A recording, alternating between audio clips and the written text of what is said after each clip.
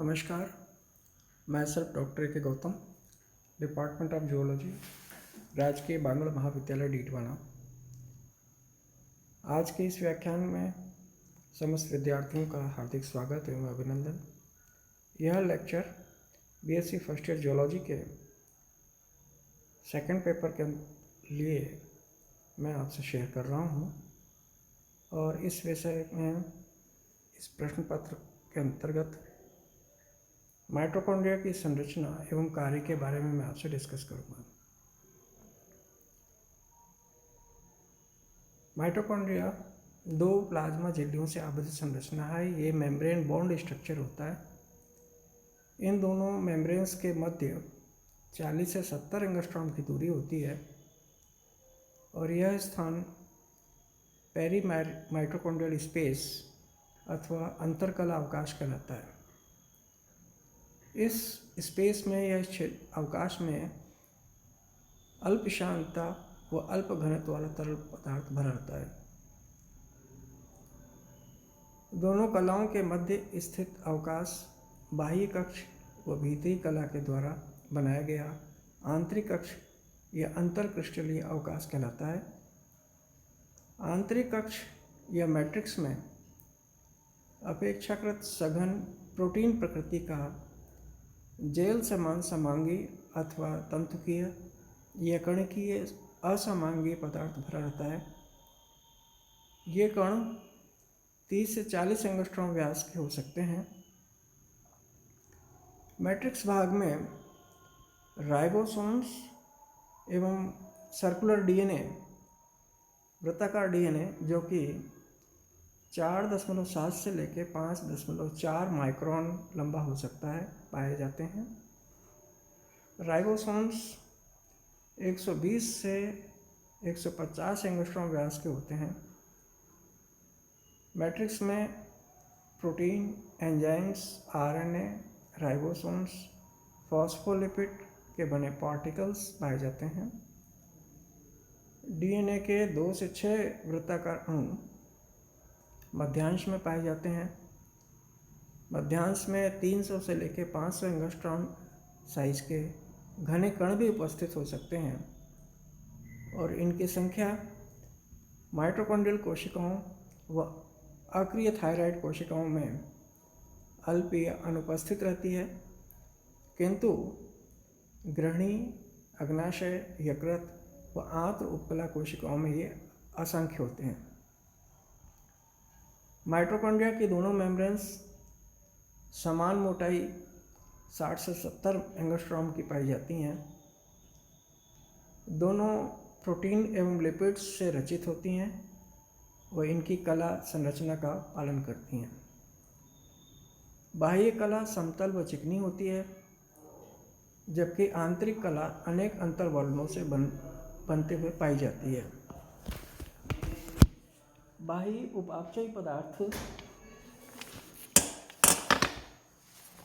उपापचयी पदार्थों हेतु पूर्णतः पारगम्य होता है। इसकी सतह पर 2 से 3 मिली माइक्रोन व्यास के रंध्र उपस्थित रहते हैं।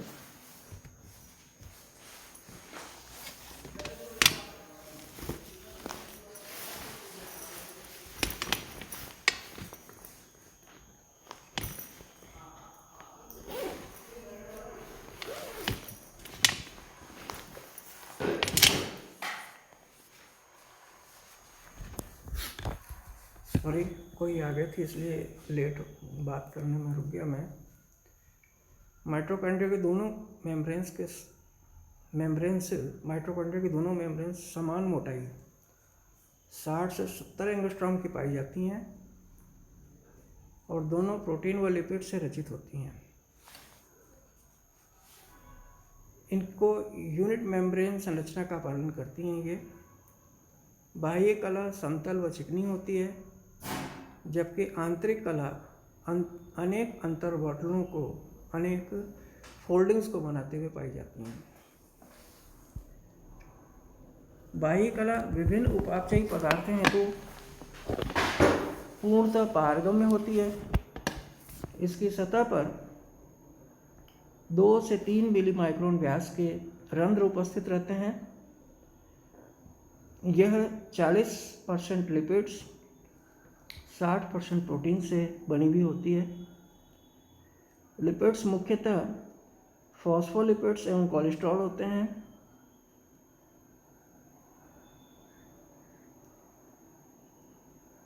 कार्डियोलिपिड्स की मात्रा कम मात्रा में होती है, ये कम मात्रा में पाए जाते हैं। इनमें एंजाइम्स मुख्यतः monoamine oxidase, NADH, cyclic reductase, fatty acid, coenzyme A, इनमें प्रोटीन मुख्यतः से पाया जाता है, जो इसे अनेक विलयों व उपापचयों हेतु पारगम्य बनाते हैं। अंतःकला चयनित पारगम्य प्रकार की होती है। इसमें प्रोटीन 80% व लिपिड्स 20% होते हैं। फॉस्फोलिपिड्स एवं कोलेस्ट्रॉल अपेक्षाकृत कम मात्रा में पाए जाते हैं।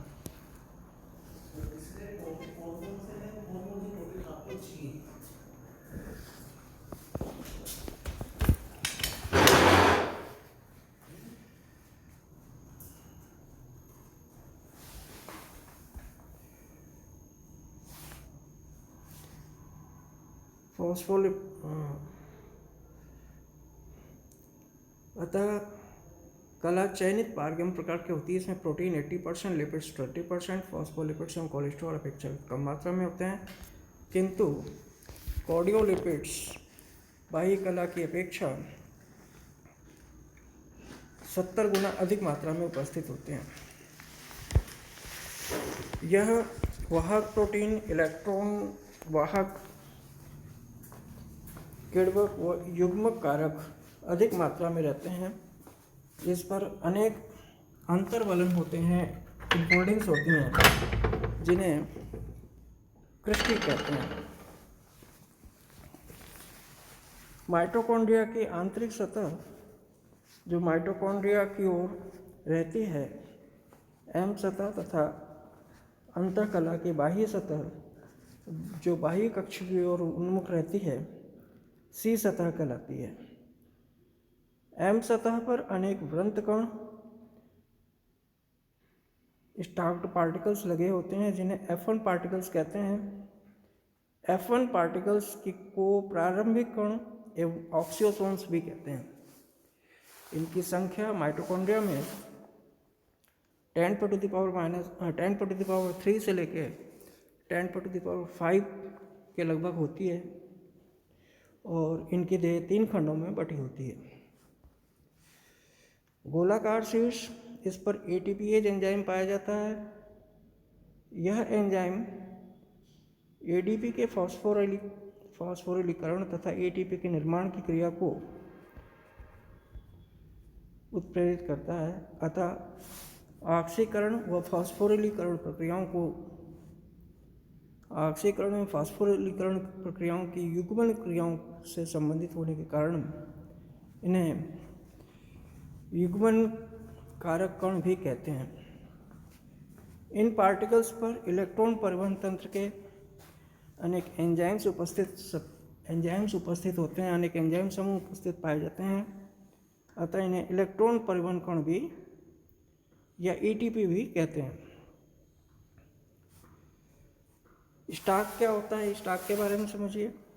यह आधार भाग को गोलाकार शीर्ष से जोड़ने वाला खंड है, जो 50 एंगस्ट्रॉम लंबा और 30 से 40 एंगस्ट्रॉम व्यास का होता है, और यह ओलिगोमाइसिन संवेदी प्रोटीन से बना होता है।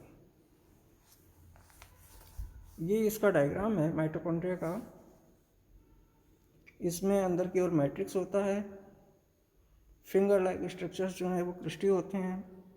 ग्रेन्यूल्स इसके अंदर पाए जाते हैं, जो दिखा रखा है। राइबोसोम्स हैं। इनर मेम्ब्रेन इसकी है, ये आउटर मेम्ब्रेन है, और बीच में जो स्पेस है वो स्पेस पाया जाता है इसके अंदर।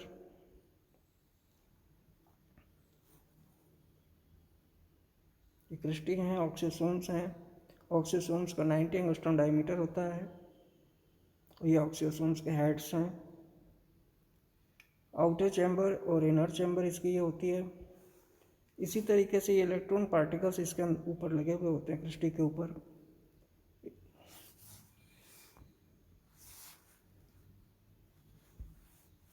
तो ये इसका डायग्राम हो गया। फिर इसका जो बेस होता है, आधार भाग, इसे F0 उप इकाई भी कहते हैं और यह अंतःकला द्वारा प्रोटीन लिपिड से रचित भाग होता है। इसमें जटिल एवं जल विरागी प्रोटीन पाए जाते हैं। F1 पार्टिकल्स पर 5 उप इकाइयों में एंजाइम्स जटिल के एंजाइम कॉम्प्लेक्स के समूह पाए जाते हैं और इन्हें जटिल 1, जटिल 2 एंड जटिल 3 व जटिल 4 कहते हैं। जटिल के इस जो लोकाई होते हैं, स्थल हैं जहाँ हाइड्रोजन आयन क्रेब चक्र में मुक्त रहते हैं और इनका ऑक्सीकरण होता है एवं ऊर्जा एटीपी में ट्रैप हो जाती है। अब हम बात करते हैं माइटोकॉन्ड्रिया के रासायनिक संगठन की। माइटोकॉन्ड्रिया में प्रोटीन लगभग 65%, phospholipids, lecithin and cephalin 4%, glycerides 29%, cholesterol 2%, RNA 5.7%, DNA एवं खनिज समूह सूक्ष्म मात्रा में पाए जाते हैं। और माइटोकॉन्ड्रिया में प्रोटीन्स में से 30% संरचनात्मक प्रोटीन व से 70% प्रोटीन एंजाइम्स के रूप में पाए जाते हैं। अब हम माइटोकॉन्ड्रिया के एंजाइम्स के बारे में बात कर रहे हैं। माइटोकॉन्ड्रिया में आउटर मेम्ब्रेन के ऊपर मोनोएमीन ऑक्सीडेज पाया जाता है। दूसरा, fatty acids coenzyme A ligand पाया जाता है। तीसरा, काइन्यूरिन हाइड्रोक्सिलेज पाया जाता है। चौथा, NADH साइटोक्रोम सी रिडक्टेज होता है। अंदर की कला और बाह्य कला के बीच में जो स्पेस होता है, बाह्य कक्ष जो होता है मेम्ब्रेन वाला, उसमें जो एंजाइम्स पाए जाते हैं वो हैं एडिनाइलेट काइनेज। दूसरा, न्यूक्लियोसाइड डाइफॉस्फोकाइनेज। ये 2 एंजाइम्स पाए जाते हैं।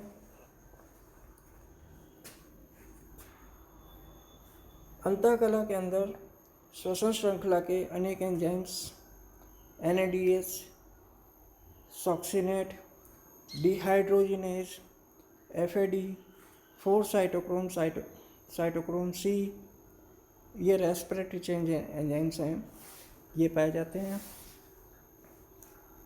दूसरा, अंदर के मेम्ब्रेन में जो एंजाइम है वो ATP सिंथेटेज ऑक्सीडेज होता है and ATP synthetase oxidase enzyme. तीसरा, सक्सिनिक डिहाइड्रोजिनेज। चौथा, बीटा हाइड्रोक्सी ब्यूटारेट डिहाइड्रोजिनेज। पांचवा, creatine fatty acids acyl transferase et cetera. मध्यांश या आंतरिक कक्ष में फ्यूमरेज, एकोनिटेज। दूसरा, सीट्रेट सिंथेटेज। तीसरा, अल्फा कीटो एसिड्स डिहाइड्रोजिनेज। चौथा, बीटा हाइड्रोक्सी एंजाइम्स। पांचवा, एल मेलेट डिहाइड्रोजिनेज। छठा, एल ग्लूटेमेट डिहाइड्रोजिनेज। सातवां, आइसोसाइट्रेट डिहाइड्रोजिनेज। आठवां, फॉस्फोटेटेज साइटिडाइल ट्रांसफरेज। और नौवां, न्यूक्लियोटाइड्स। ये एंजाइम्स इसके अंदर देखने को मिलते हैं, ये पाए जाते हैं। तो इस प्रकार से ये माइटोकॉन्ड्रिया का स्ट्रक्चर एंड फंक्शन का पार्ट पूरा हुआ है। अगले लेक्चर में electron transport system and ATP production ATP का उत्पादन कैसे होता है ये डिस्कस करूँगा। Thank you very much.